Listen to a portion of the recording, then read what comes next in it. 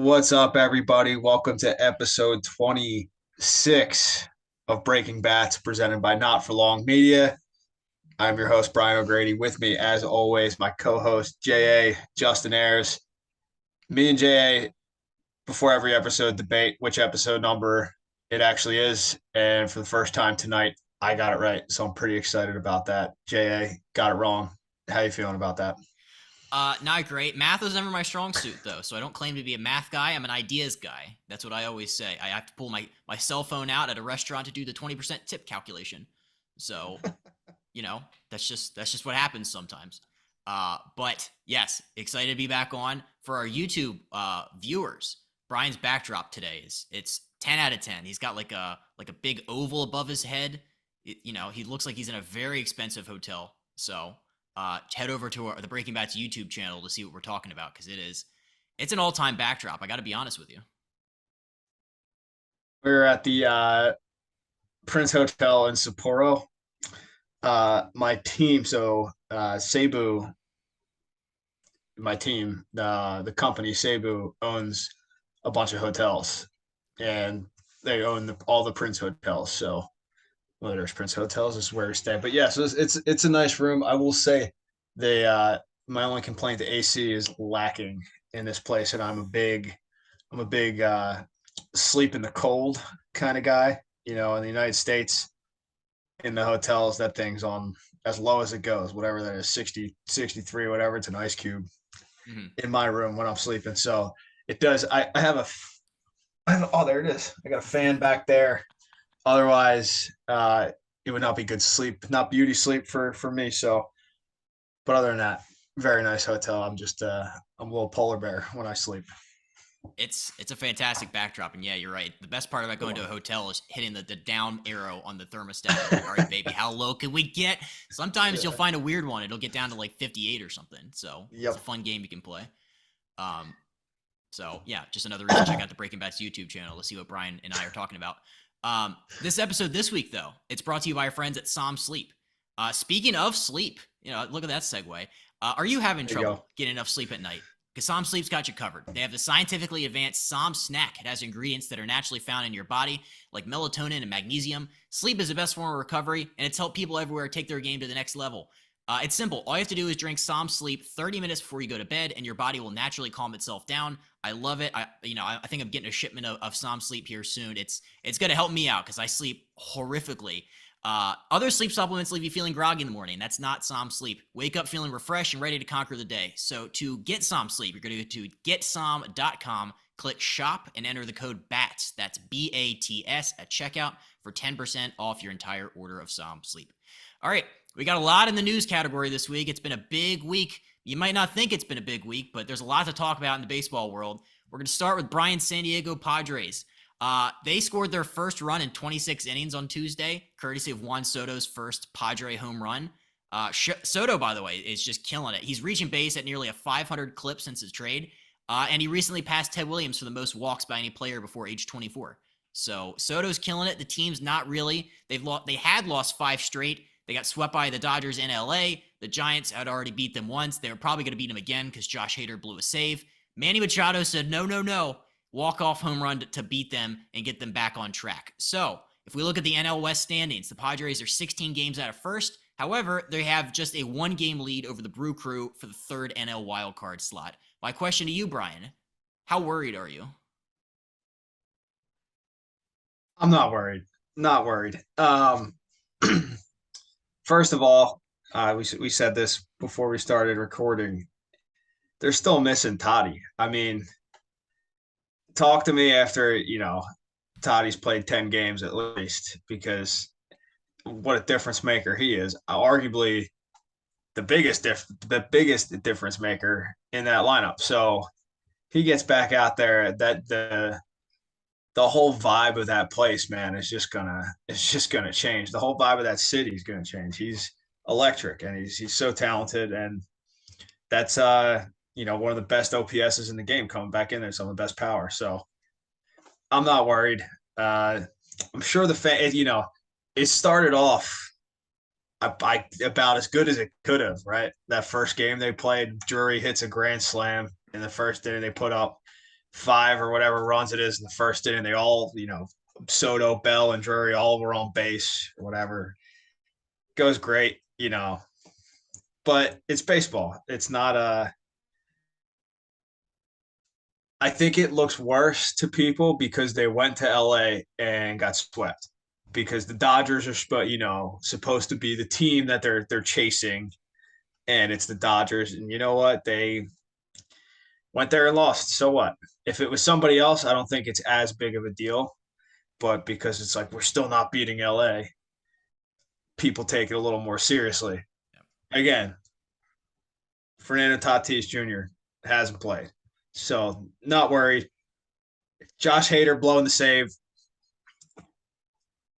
hurts a little bit, but kind of just, like really it's gonna fucking happen like that quick. But it's bound to happen. Get it out of the way. He'll be fine. They're gonna be fine. Manny, huge walk off. That was awesome. It's a great swing. They needed it. They needed it. I will say that. They needed it. Soto's been as advertised for sure. I know you said almost 500 or at 500, reaching OBP since he's been over there. His average is really high too, and obviously the first homer got them their first run in 26 innings. Yeah, I saw some tweets about that one today. They're going to be all right. It's just that microscope when you make a deal like that. All the attention's on you. So you lose a couple games there. I was like, oh well, what about Soto? And still missing Toddy. So hit him with the old Aaron Rodgers. Relax. It's gonna end up just fine. I don't think you're catching the Dodgers. I don't think they're catching the Dodgers.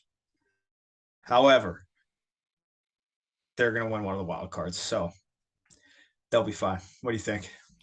I think you're right. Yeah, I didn't realize it was a 16 game lead that the Dodgers had on them, so that's tough for anybody that really wants that, that NL West title. But I think you're right. I love the Brandon Drury edition. I watched him. I think it was Sunday Night Baseball. They put him at first base. Guy was picking it over there. So that's the little added bonus you get because you can DH Bell. You can put Drury at first. Versatility out the ass with this guy. So I think that's a solid pickup. The Hater thing's tough. But, you just got to play the numbers. Like, realistically, he's not going to do that often. You'd hope not. And, when he's on, he's untouchable. So, yeah, I think, hit him with the RELAX. Everything will be fine. And that NL wildcard picture, the Brew Crew are creeping up on him. But I think the Padres, out of anybody, I think they have the most talent to go around in that whole race. So, I think they're going to be fine. But, yeah, you're right. Fernando Tatis, a little good news for the Padres fans. He had his best rehab start to date. He went 2 for 2 with a double and a triple. They were going to put him in center field, but apparently it had rained in the Padres AA affiliate, so they didn't want him slipping on the wet grass. So they have Toddy playing the infield or DHing or something, but they are going to put him out there in center. I don't entirely know why. I don't really know why they would stick him out there in center to rehab, but yeah, Toddy looks like he's starting to get the hang of it there. A couple hits, a double and a triple, showing that speed off, playing some shortstop, right? Some DH. Mm-hmm. But yeah, the center field thing, he's obviously a good enough athlete. He's done it, or he's played outfield. When lefties are throwing, Ha-Seong Kim has actually done a pretty good job against lefties this year. I know his numbers are good. So, and he's always been a good defensive shortstop. So they might want to keep him at short while that bat's producing and maybe stick Toddy in center when there's lefties.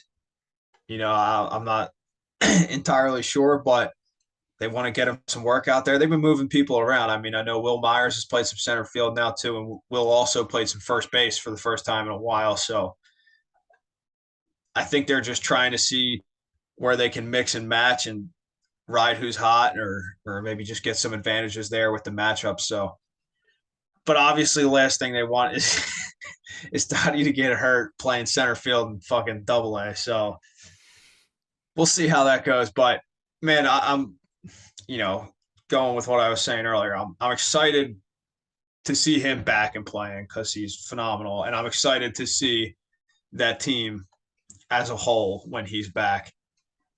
And without putting too much emphasis on it, when they play the Dodgers, the series is going to be it's going to be fucking epic.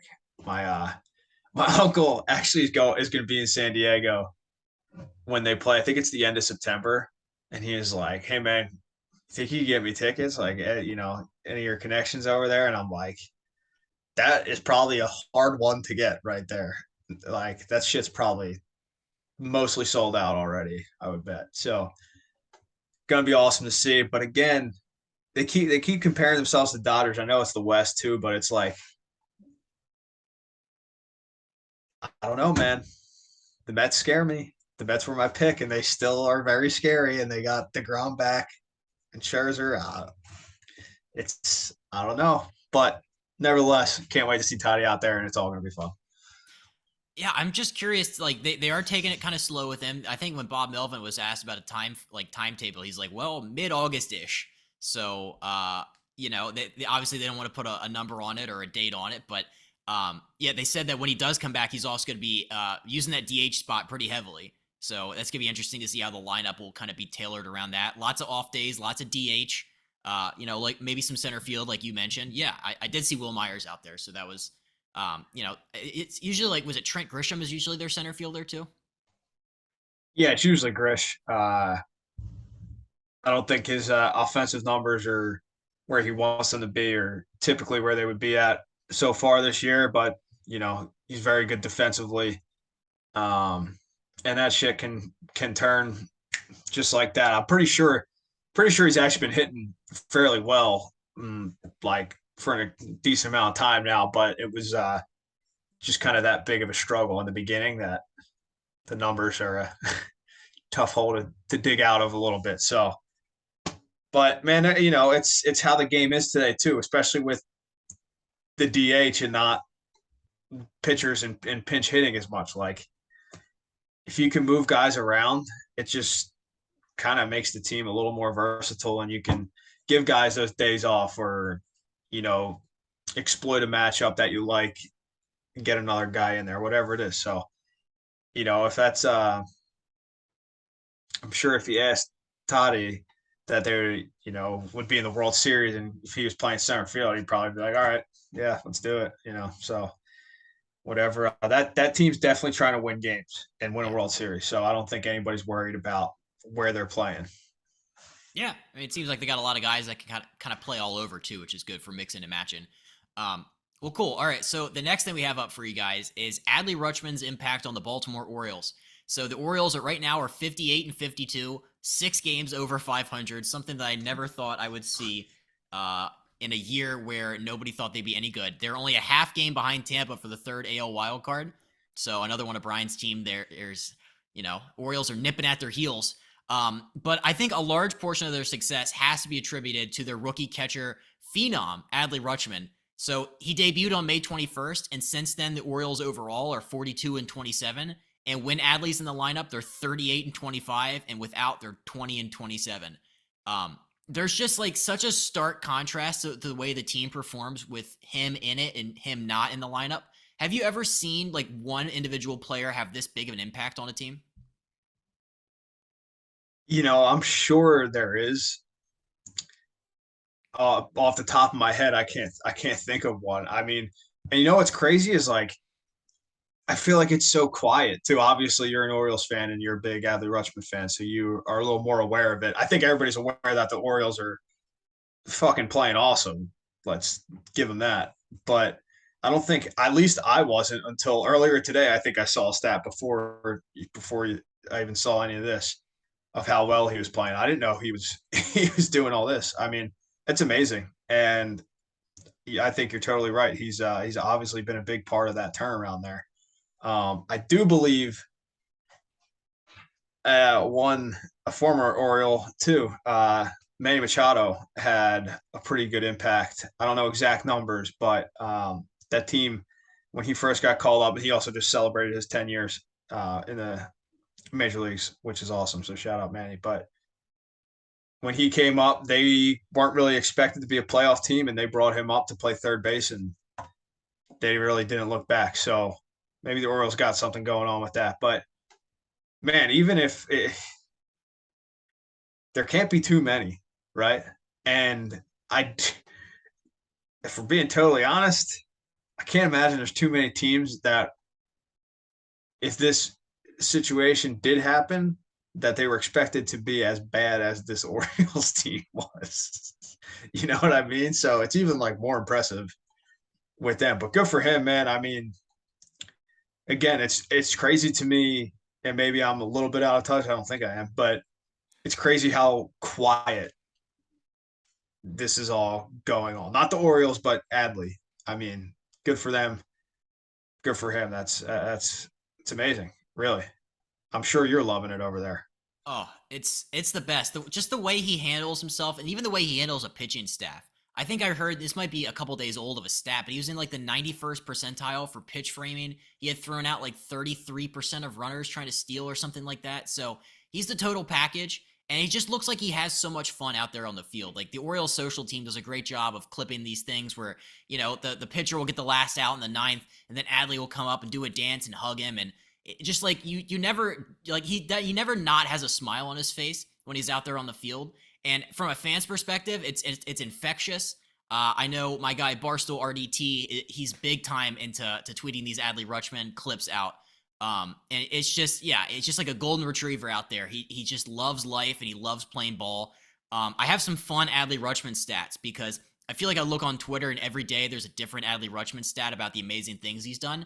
So per the Elias Sports Bureau, Adley's the only rookie catcher since 1900 to record 20 plus doubles in his first 57 games.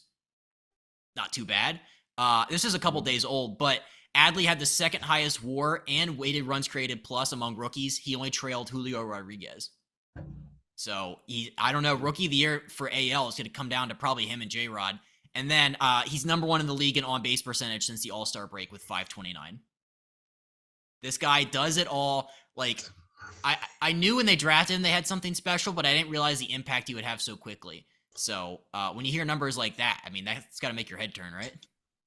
That's serious. I mean, that's serious, dude. That is anytime you got the highest on base percentage for a decent amount of time in the major leagues, you're doing something right, especially as a kid coming up, a rookie coming up. That's phenomenal, and that's going to be a great race without a doubt. Obviously, man, there's so much that comes with being the number one overall pick. Not that I would fucking know, but I would imagine. One, obviously, you get the opportunity and all the perks of it, but also it comes with massive expectations, like massive expectations and pressure. And he seems like he's doing just just fine.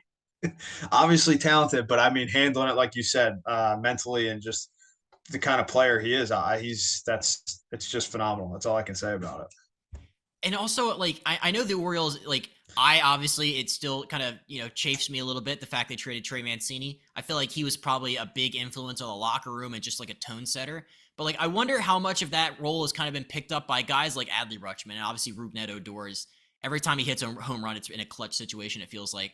But, like, do you remember playing with guys like him where it's just, like, his, like, unbridled, like, infectious personality, his like enthusiasm for the game? Like, do you remember playing with guys like that? And does it help kind of rally the team up having a guy who's, like I said, like a golden retriever out there? Absolutely. I remember playing with him. I play with him now, and it definitely you need guys like that. It definitely helps when it's like your best player. It makes it even better. But you need guys on the team that have that kind of attitude because of me personally, like I'll be too intense or I'll be so hard on myself or whatever. Like I need people with that kind of attitude around. Otherwise, I'll be absolutely miserable. So, like one first person comes to mind when you say that is Blake Trahan, who was a really good shortstop. Played in the major leagues for the Reds, then just kind of retired. Great dude, love him. But he's about if he's listening to this, he's gonna be really mad at me. He's about 5'7", 165 pounds. One of the best defensive shortstops you could ever find. But man, that guy, the energy, and just the enthusiasm every day was unbelievable. I'd be pissed off, and but he's Cajun, like straight from Louisiana. I played with him for 4 years, and there were still things he would say, and I would look at him and be like, dude, I don't know what the fuck you just said, but it wasn't English. And he's just the best, dude. He used to give us speeches like fucking around all the time. So I'm laughing thinking about it. It's great. But yeah, it's awesome. You need dudes like that, and then when it's your best player, it just makes it more. I don't know. The whole team sees it more that way, and he's obviously a leader, being the catcher too. So it seems like they found a real solid piece there in Baltimore. You mentioned that you're kind of a serious guy. I think back to our conversation with Joe Musgrove that we had a while ago, and I think he was the way he described you is he said that you're like the first few innings of the game, that's like Brian O'Grady territory, because he said you're amped up, you're locked in, you got the tape on, you're just sitting there like, let me at him. Like, is that do you kind of keep that mentality still? Is that still your thing? There's a difference between starting and coming off the bench, especially the way baseball used to be when you knew that like the pitcher was hitting in the NL, so you knew you were going to pinch hit or like something was happening at some point. So like when I was doing that, yeah, first couple, 2, 3 innings, you're not really expecting anything to happen. Even into the fourth, like that's kind of, probably unless something's going horribly wrong or someone gets hurt, you're probably just chilling Yeah. at that time. So that's when I'd be sitting there with Joe and whoever, bullshitting, messing around, but or support my teammates, whatever it is. But then once the fourth or fifth hits, then you start moving, get into the cage. You're playing all the games in your mind, like, all right, this happens, whatever. And it depends on the pitcher too. Obviously, if the dude's cruising, it could be different. But yeah, there's kind of that switch in there where you're like, all right, time to lock it in when you're not starting. But when you're starting, like here, normal, no, I'm like, dude, I'm from Philadelphia. Like, it's how I grew up. I grew up intense. The place is intense. It's just in me. I can't help it. I live in the South now. I live in Florida, way out in the Panhandle. I can't. I love it there. I can't get away from playing with that kind of chip on my shoulder, that like kind of pissed off playing. Like that's what I know. People are like, have fun. I'm like, yeah, it's fucking fun when I have 4 fucking hits and 2 home runs. It's not fun when I'm 0 for 4. Trust me. But and we win. Yeah. So that's just kind of how I roll. I can't, I've had multiple people throughout my career tell me to care less. And I was like, how does that even, what do you mean care less? What? I'll never forget that. Billy Dorn was, when I was coming up with the Reds, he was the minor league field coordinator. So he basically oversaw all the minor league guys. And Billy is like legend, just awesome. One of the, just phenomenal. And I don't remember what we were doing, but he came back in, he calls me in his office, and I don't even know. I guess I might have been in like low A or high at the time. Like, it was early in my career. And he just said, you're a really good player. And I was like, thanks, Billy. Appreciate it. He was like, but you need to figure out how to care less. I was like, what do you mean, Billy? What does it even mean, care less? I'm trying to get the fucking big leagues here. I'm not supposed to care less. It fucking matters. It's my life. And he just said things along those lines, like, you're going to be a better player if you can care less. And I think there's truth to it. I think it's easier said than done. Still trying it sometimes, but I don't know, man. I can't help it. Blame Philadelphia. Philly did this to me. What a place. Maybe a miserable, intense human being. That's fascinating. I mean, no, because you're right, because it is like your job. Like, I can understand where they're coming from. Like, hey, man, don't take everything so seriously. But it's like, especially in the minor leagues, I would be the same exact way. It's like, I don't want to be riding the buses and eating PB&Js. I want to be up in the big leagues. So yeah, I want to lock it in every single day. That's that. Do a lot of guys have that kind of mentality too? Were you not alone in feeling that way? You felt like? It's probably a good mix. I mean, because you have some guys who like I don't want to say everything's handed to them, but you know, they're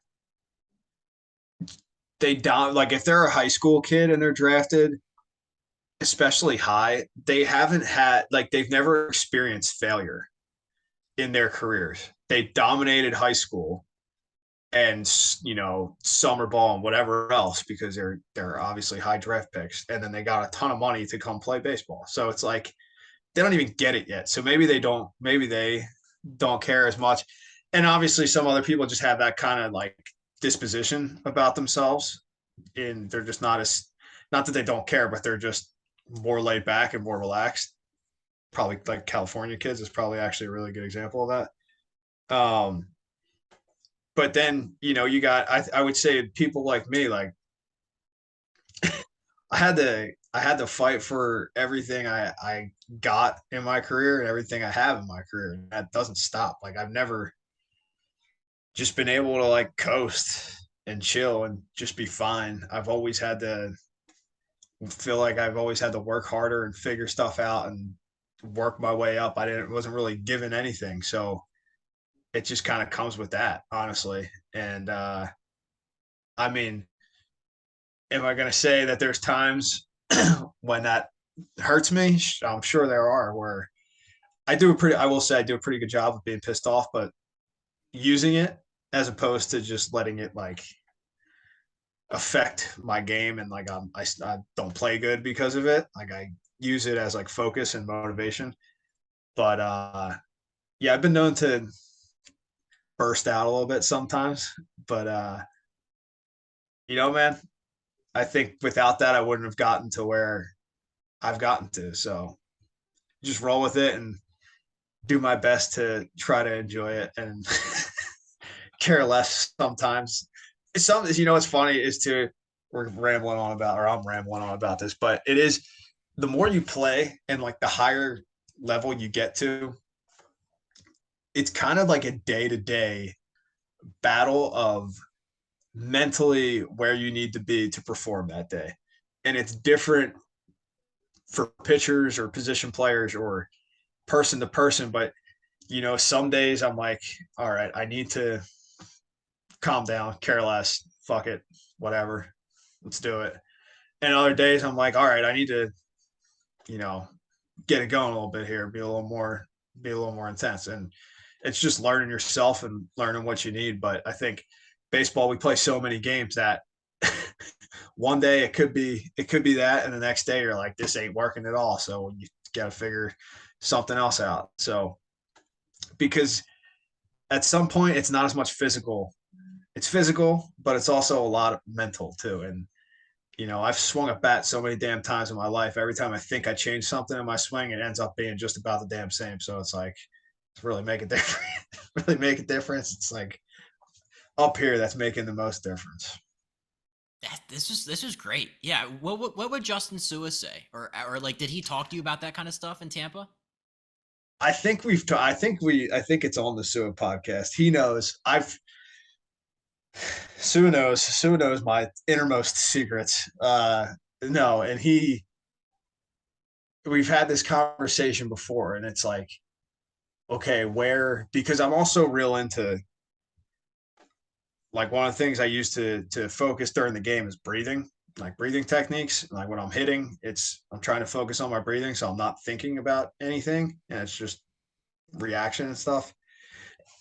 So, me and Sue talk about like a scale of 1 to 10. Where would you say like you need to?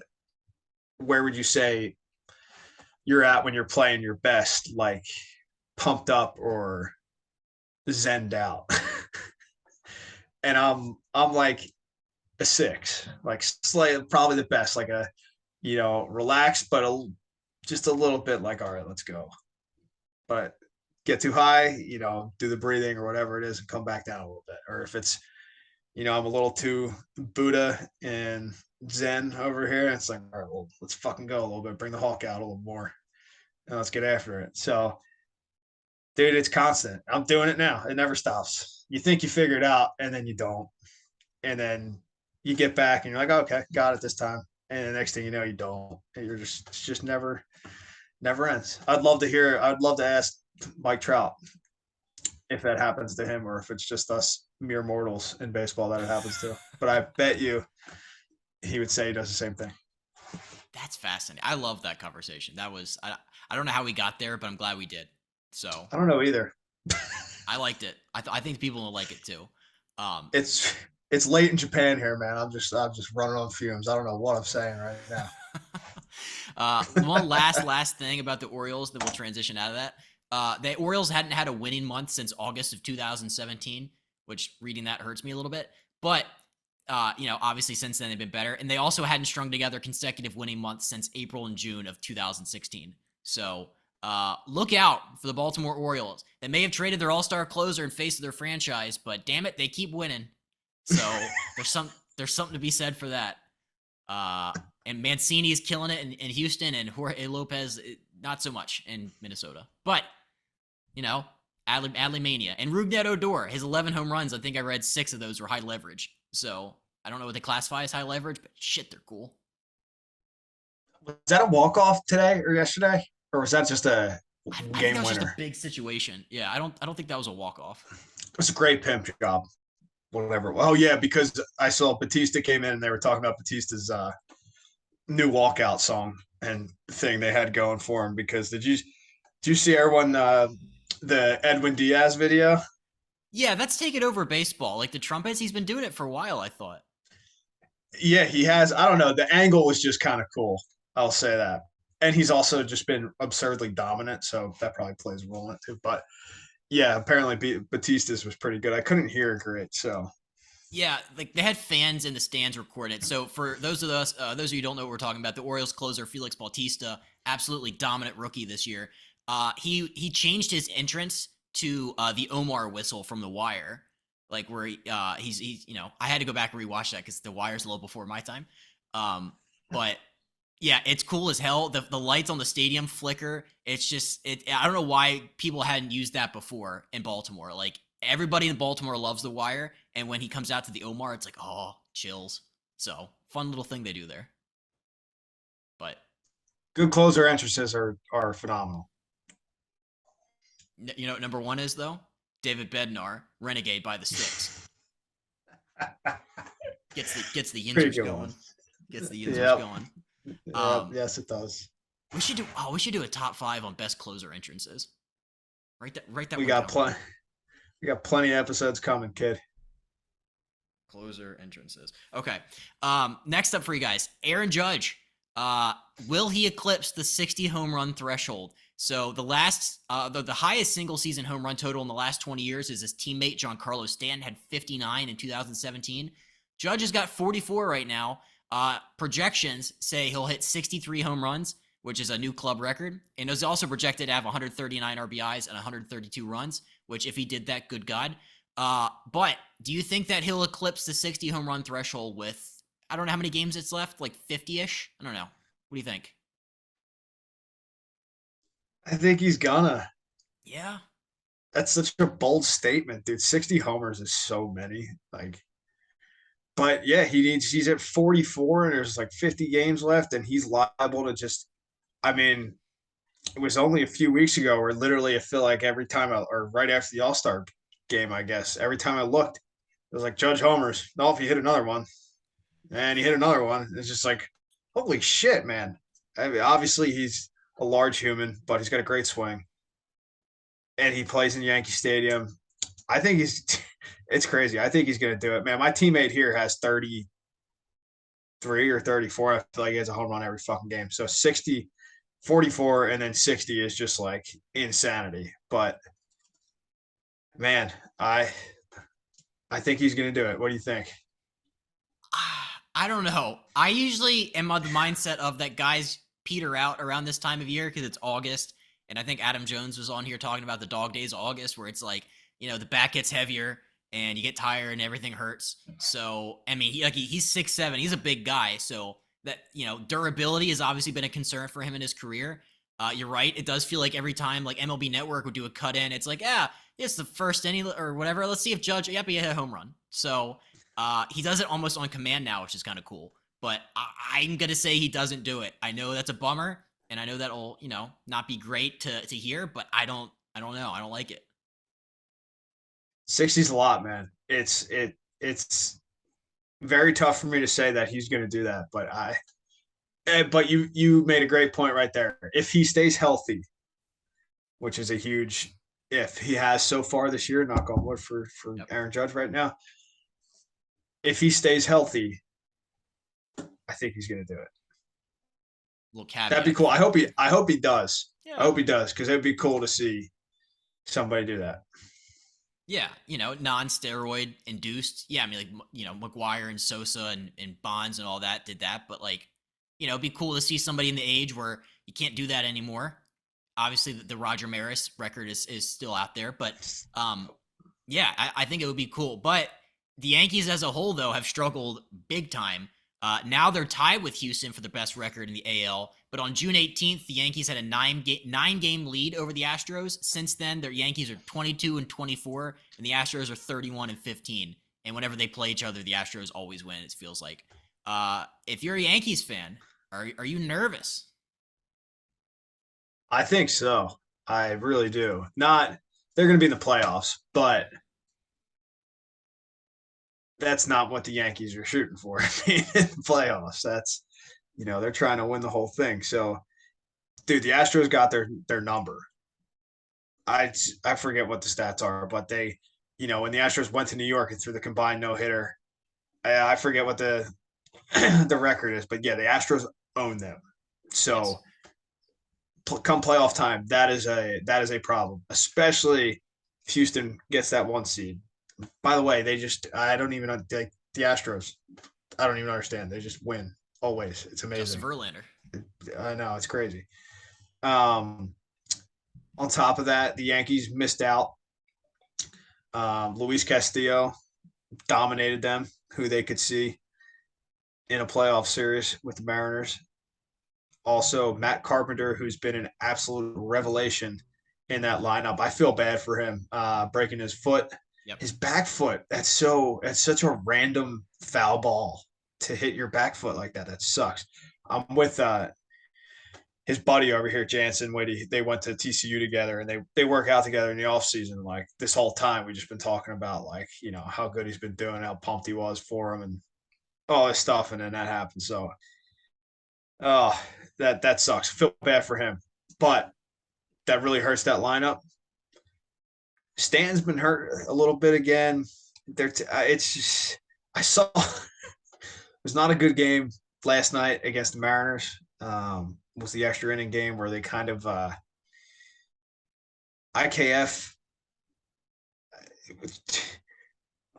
took it like it was like runner on runner on second or third, and he took a defensive swing 0-0 and then tried to bunt 0-1, and it was like a fastball down the middle, and he pulled back, watched it for a strike, and then the third pitch, it was runner on second, hit it right at the pitcher. Whoever's on second, I can't remember who it was running to third. Yep. Get him in a rundown, out. IKF tries to go to second with I believe Judge and LeMahieu, or LeMahieu and Judge on deck in the top of the 12th inning. Gets doubled up trying to go to second, out of the inning. Mariners walk it off. In the bottom, and I saw like John Boy is like, "What are we doing?" But yeah, it hasn't. They trade Jordan Montgomery. First game he pitches for the Cardinals, shoves against the Yankees. That's just like bad coincidence, luck right there. Frankie Montas doesn't have a great debut. I don't know, man, but it's just I feel like the pressure starts mounting big time in New York right around now. So it's going to be interesting to see how they finish. Yankees fans also have to be worried about the fact that Judge might be outpricing himself for a return to the Bronx. I think you and I might have talked about this, not on a podcast, but just like the Yankees are the team that can overpay for guys. They can afford guys. And it's crazy how a guy like Aaron Judge turns down that big contract. I don't know. It was like 7 years and it was a lot of money. And then like like, he's on pace to have this record-breaking season, and I don't know. It's going to be funny to watch the Yankees fans melt down when he signs a gigantic deal somewhere else, though. They can't let him leave. They cannot let him leave. How? How?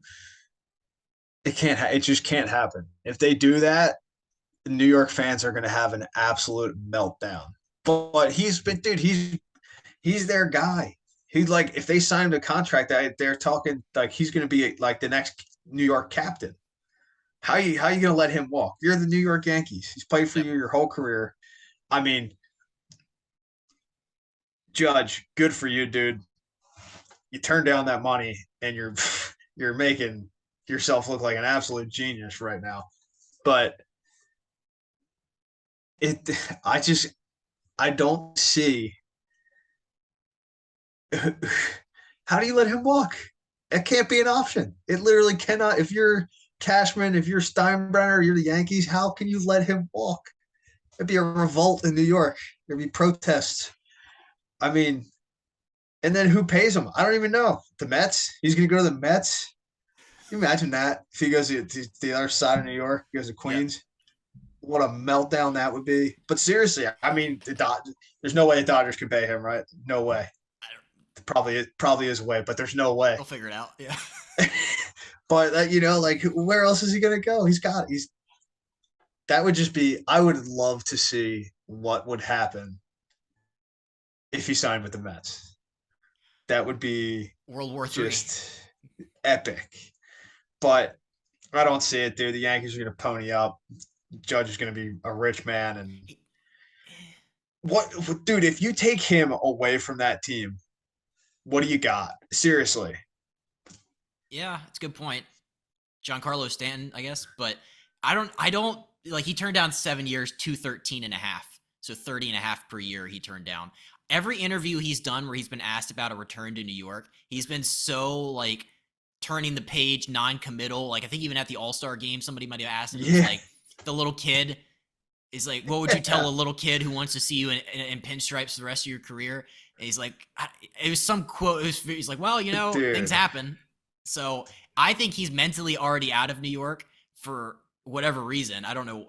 It feels like a cushy job to be the captain of the New York Yankees, the team that drafted you, but he's going to go to the open market. It's going to be good to see the Yankees be taken down a peg, though, because now they have to experience what other franchises deal with, and that is watching their star leave for, money or whatever reasons. It just makes the Yankees feel a little bit more human. Like, the Yankees are usually the ones grabbing other teams as stars, but now like the Minnesota Twins or somebody will scoop Judge up in the offseason and be like, hey, now you know how we feel watching our guys leave. So how about them apples?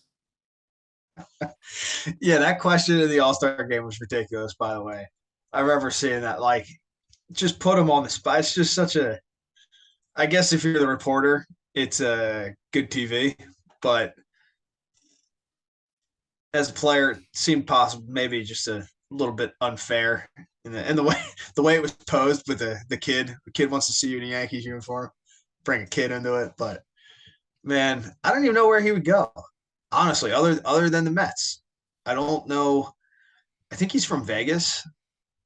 Like, I, where there's not Dodgers. like a hometown squad. Yeah, like there's not like a hometown squad there. I know he's got a place in Tampa where the Yankees spring training is, but I just don't. I feel like the options are limited there. But they just not even from a money standpoint, man. Like you cannot let him leave. You cannot let that guy leave. That's such a big hole in that lineup. Like I, I really seriously, if he's not on that team, and they have some other solid players, but if he's not on that team, that whole thing falls apart. I agree. I found the quote, by the way. So the reporter basically asked, like, there's a child named Jacob who was upset because he found out that, what if Judge is no longer on the Yankees? And Judge said, quote, Jacob, buddy, we got a lot of great Yankees on this team. There are a lot of great Yankees. There's a lot of great Yankees who will be here for a long time. Don't be upset. Hopefully you'll be a Judge fan for life. So he turned a very uncomfortable question and made it just even more uncomfortable if you're a New York Yankees fan. People forget that. I will give him. That's a pretty good answer. On the fly, I don't know what I would have said. That's a pretty good answer. Yeah. Look, there's other people who'll be here long term. You could be a Stanton Yeah, guy. Yeah, literally. yeah. You get Um, their jersey. yeah, but me on the other hand, probably not going to be here, and that's okay, Jacob. Oh So my goodness, that's poor Jacob. fantastic. Poor Jacob. Yeah. What do you think he thought about that? Um, so a couple more things. I saw this that happened on Tuesday night during the Pirates and Diamondbacks game, and we have to talk about it. So the Pirates have a second-year infielder named Rodolfo Castro, and he slid headfirst into third base, and his iPhone fell out of his back pocket. And he didn't see it at first, and then the umpire had to tap him and be like, "Hey, buddy, that's your phone." Both the third base coach and Castro had this like look of horror, like, "Oh my god." The manager said after the game, the kid made a mistake. I talked to him about it, but I've watched baseball a long time. I've never seen a phone fall out of a pocket during the game. I'm sure it's happened, but I just don't ever remember it. Have you ever seen something like this before? Never, never. That is, I can't believe I when I saw that happen, I couldn't believe it. That is the most embarrassing thing that could possibly happen because it basically, I mean, once the game starts, I think it's actually a rule now that I think ever since the Astros stuff, I don't think you're supposed to be on your phones even in the clubhouse, technically, like while the game's going on. So obviously he was doing that, stuck his phone in his pocket to go to the bathroom or something and forgot and brought it out with him. But dude, so one, you already know he was on his phone when he wasn't supposed to be, which you know could be kind of no deal. But dude, to go out there to not realize and go out there with it in your pocket and have it fall out like that. Oh my god, that's brutal. That is. Then you see the third base coach's face is like, "Are you fucking kidding me? Like you fucking idiot." I mean, dude, I would just be. I wouldn't even like. He didn't even look like he wanted to take it from him. Like he wanted to make him hold it the whole time. But dude, it's man. I've never seen it like that. I've never seen a phone in the dugout like that on a player. We did. I did witness one player. He had his phone in his back pocket during spring training, and we were doing infield outfield, and he would be on his phone in between his throws from the outfield. Um, so other than that, I haven't really seen it. But man, I can't even imagine. If that was me, dude, I would literally shit my pants. I would be so scared for whatever the manager was going to say to me after the game. Like, you fucking dumbass. Just, oh, that is like one of the, I feel like that's one of the worst things you could actually do, honestly. They're like, I'm right there with you. he's never going to hear the end of that from well, luckily, most of the guys on the Pirates are a little bit younger. We'll have to get Will Crow back on here and ask what he thinks. But God, you did that with if you're a young guy and there's some vets on that team, dude, you would literally never hear the end of it. You'd be like fucking tortured for that stuff. Yeah, that'll be held over his head probably for the rest of his time in Pittsburgh, if not Major League Baseball. But yeah, I never like to make a scene or like be the center of attention or storyboard material or whatever. But like for him, that's gonna be a thing. But yeah, I was always so curious about the phone thing because I remember Pablo Sandoval when he was in Boston, he got caught like liking pictures on Instagram during the game, and I always been so curious, like what do you guys do with your phone? Like I personally am addicted to mine, so I can't be with more than 5 feet away from mine at any given time. Have you seen guys that are like kind of jonesing for scrolling the phone during the game? Just in, it's in the clubhouse, it's in the lockers. Yeah. Guys go check whatever. I don't know if guys are sitting on Instagram or they're just, but for the most part, people are, watching the game. But when guys are done too, you might go back and do whatever. But I don't know. I really do. I want to say there's a rule about it now. I really do. I don't think you're supposed to be on your phones. But you know, no harm, no foul. It's guys do it. If you can't be on Instagram in the dugout or like Yeah. I don't know, Pablo Sandoval's. doing some things. Maybe you don't realize how much people can actually see what's going on. But Yep. I can tell you one thing: you definitely don't leave it in your pocket and go run the bases or hit. Can you imagine he got drilled in the butt with his phone in there and smashed his phone in half and had to pull his phone out of his pocket after he got hit by a pitch, or if he or if he slid feet first instead of head first there. When it fell out of his pocket, I didn't see a phone case on there either. So he's playing with fire, running the bases and having no phone case on like a new iPhone 13 with the 3 cameras on it. So, that's the story nobody else is talking about is how do you just roll, no phone case nowadays? You're just that confident with it that, you're never going to drop it.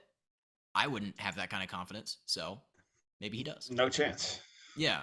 And I think that's what killed my Major League Baseball career. It's just like, when they're like, hey, put the phone away. I'm just like, I can't. I have to, check, see what Twitter's up to right now. So I think out of everything, that's probably why, why I didn't get a chance to play with Brian. Makes sense. Yeah. Has to be. Sounds right. So that is it for the news this week. We have a couple top fives. We have the Not For Long Media top 5. So this is brand new. So each week across all Not For Long Media podcasts, we will be doing top 5 lists.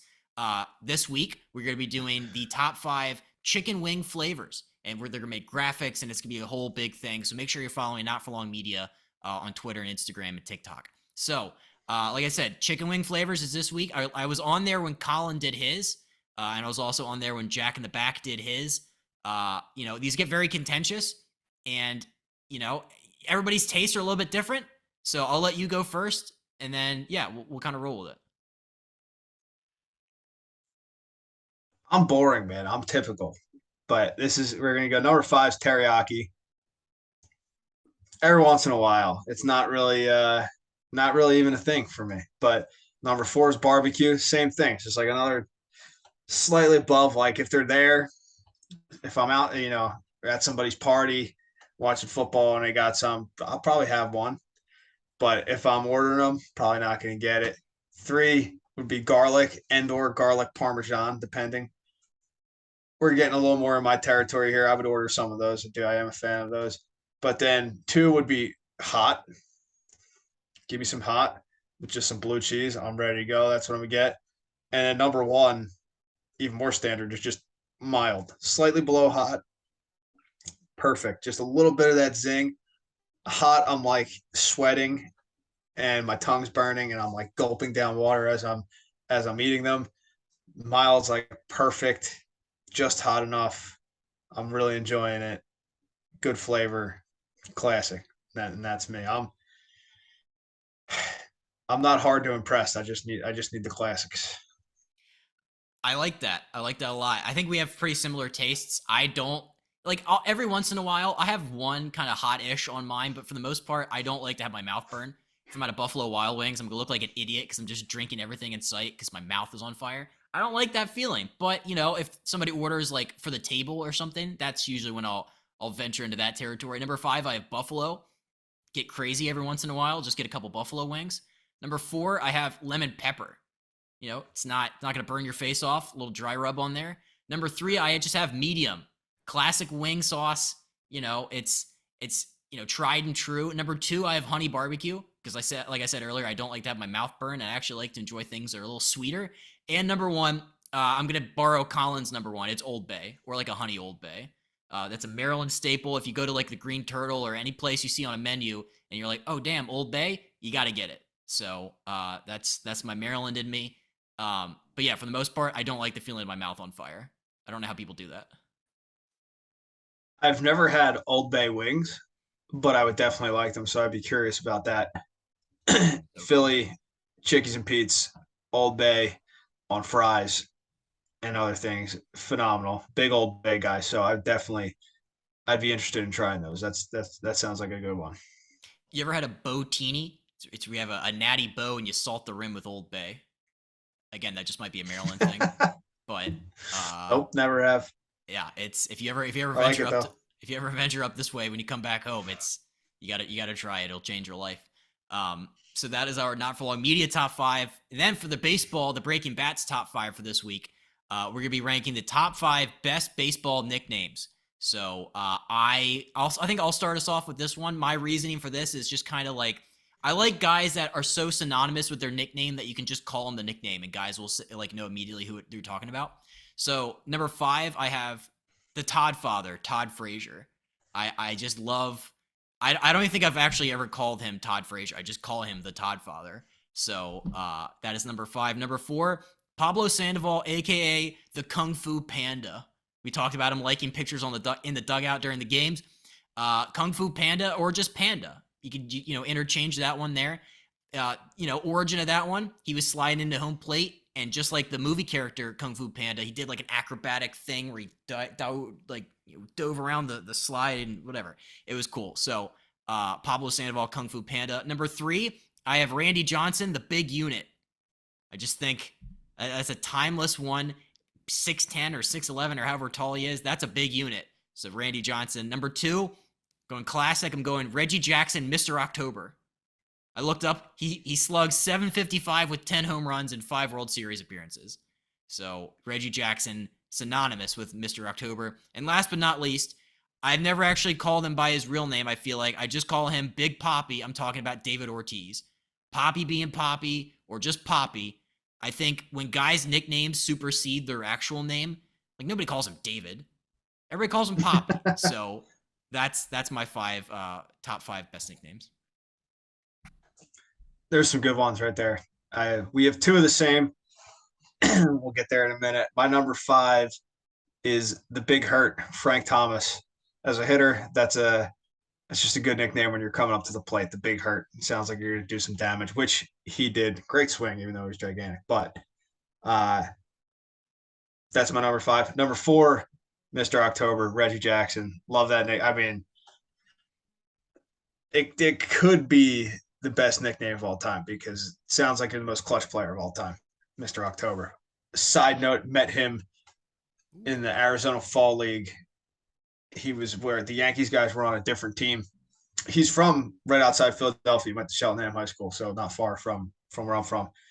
And I was taking swings with my hitting coach in there. And I out of the corner of my eye, when I looked real quick, could see Reggie Jackson was standing there with, I don't know, someone else from the Yankees, like watching me hit off the tee. And I was like, holy shit, it's fucking Reggie Jackson.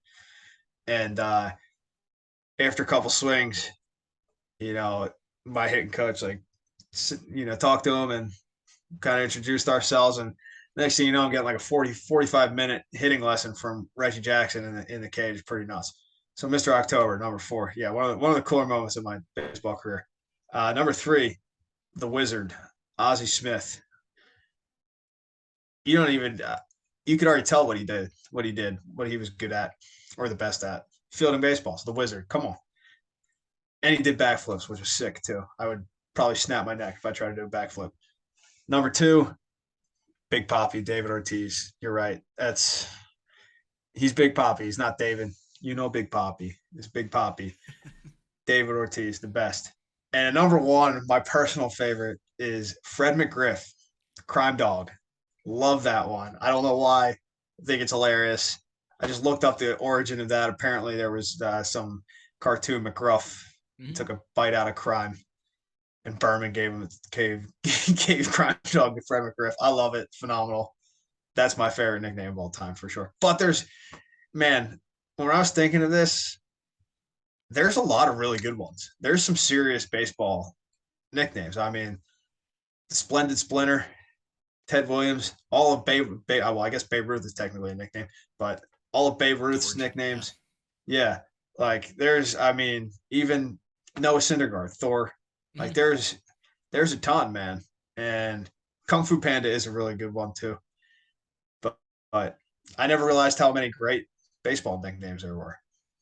I think baseball, more so than any other sport, is like the nickname thing, where it's like guys can have these names that people call them by instead of their real names, and you know immediately who you're talking about. Some great ones on your list. Yeah, I love I almost put the Crime Dog in there at number 5, just because it's not really like he was before my time. McGriff was, but when you go back and you watch, you're like, God damn, that guy killed baseballs. I have some cool honorable mentions. You're right. Noah Syndergaard, Thor. Rich Hill is Dick Mountain. when he did Players Weekend unis, he had to put D period mountain because he can't obviously can't have dick on there. So I wanted to give a shout out to him. Shane Victorino, the Flying Hawaiian, that could have made a list. That's a good one. That's a good one. Cal Ripken, the Iron Man, and then Jose Bautista, Joey Bats. Joey Bats. Yeah, I don't think anybody those are two. Yeah. No, but those two, dude, Flying Hawaiian and Joey Bats are up there. Definitely good ones. Good calls. Yeah, it's a fun one. Yeah. Joey Bats. When the nickname gets used more than the actual name, that's what I look for. So that vote on these. We haven't done a good voting thing in a while. I think we did Juan Soto destinations, but I was a little late putting that up, but I won that one. But I don't really count that one in my win column because that, I put mine up and then he got traded 10 minutes later. So I was like, well, it's kind of like that victory's kind of tainted. Yeah, I think you're making that up. That doesn't count. I'm not gonna count it on the official record. Once we get back to Fridays, voting on the at Breaking Bats Pod Instagram stories. So check those out and vote for Brian or I on there. So last but not least, we have our Fudge-ing Awesome Moment of the week. Presented to you by our sponsor, the Original Fudge Kitchen. You can find them at fudgekitchens.com. Shipping sweet treats all over the country. Our Jersey Shore Philly listeners, as the summer's winding down, unfortunately, make sure to stop in and see them at one of their locations in Ocean City, Wildwood, North Wildwood, Cape May, Stone Harbor. It's the best. I literally cannot wait to get back to America so I can order some fudge and sit on my couch and eat all of the fudge for about a week straight before I start moving again. But they ship all over the country. Great saltwater taffy too. You guys got to check it out. Find them at fudgekitchens.com. That's the Original Fudge Kitchen. All right, we got a really cool one this week. So the Miami Marlins have a rookie outfielder named JJ Bleday. He did something very cool on Tuesday night against the Philadelphia Phillies. So JJ is from PA. I think he's from Danville. It's kind of up near Scranton-ish, just kind of out in the middle of nowhere. Fuck. Shout out. So JJ's a PA guy. His girlfriend, Emily, she's a Philly girl. So they packed the right field bleachers at Citizens Bank Park when the Marlins came to town. I think they had like 75 people with like friends and family. His girlfriend, Emily, told JJ before the game, I want you to hit a home run to right field because that's where everybody's going to be sitting. And he did. In the fourth inning, JJ took Zach Wheeler deep. The ball landed in the first couple rows, not in like the 75 people party that they had there. So one of Emily's friends, like a family friend, went up to the guy who caught it, was like, hey, I'll give you $100 for the ball. And then the fan, in typical Philly fashion, was like, no, how about 200? And so the guy gave him $200 for JJ's home run, and his girlfriend Emily was able to get the ball. And the TV people came over and interviewed about it. But I thought that was very cool for her to get the ball back. Not very cool to have like a bargaining session for. It's the girlfriend of the guy who hit it wants the ball, not double it. Like what? That was the only thing that rubbed me wrong. What did you think about that? Gotta respect the hustle. Guy wants a couple extra cheesesteaks after the game. I can't hate him for that. It's what we do in Philly. We're intense and we care. We can't care less. So we have to charge extra for first home run balls. But awesome for the kid. Good for him. That's got to be really cool. Hopefully that guy put his $200 to good use. Didn't buy too many Twisted Teas after the game. Go down to Xfinity Live after the game. Yeah, go down there and just hang out. I know what's up. Yeah. You know Philly so well.